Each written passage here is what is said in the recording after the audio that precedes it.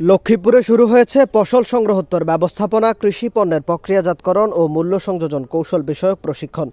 শুক্রবার 17 মে সকালে শহরের জেলা কৃষি বিপণন অধিদপ্তরের হলরুমে 2 দিনব্যাপী এ প্রশিক্ষণের উদ্বোধন করা হয়।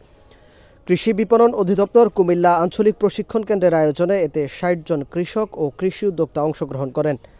প্রশিক্ষণে প্রধান অতিথি হিসেবে উপস্থিত ছিলেন অতিরিক্ত সচিব ও কৃষি বিপণন অধিদপ্তরের পরিচালক প্রশাসন ও হিসাব ওমর মোহাম্মদ ইমরুল মোহসিন। কৃষি বিপণন অধিদপ্তরের কুমিল্লা আঞ্চলিক প্রশিক্ষণ কেন্দ্রের সহকারী পরিচালক প্রশিক্ষণ মোহাম্মদ সানোয়ার হোসেনের সভাপতিত্বে বিশেষ অতিথি হিসেবে উপস্থিত ছিলেন চট্টগ্রাম বিভাগীয় কার্যালয়ের উপপরিচালক মোহাম্মদ সিরাজ উদ্দিন হোসেন। প্রধান কার্যালয়ের সহকারী পরিচালক কিশোর কুমার সাহা সঞ্চালনা করেন কৃষি বিপণন অধিদপ্তর লক্ষ্মীপুরের কৃষি বিপণন কর্মকর্তা মোহাম্মদ মনির হোসেন।